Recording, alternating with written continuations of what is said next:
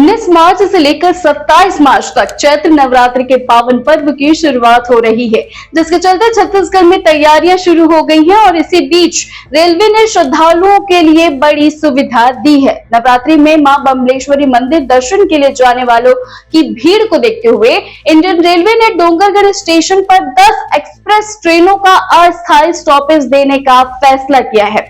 खास बात यह है कि इन ट्रेनों का रिजर्वेशन भी डोंगरगढ़ तक कराया जा सकेगा।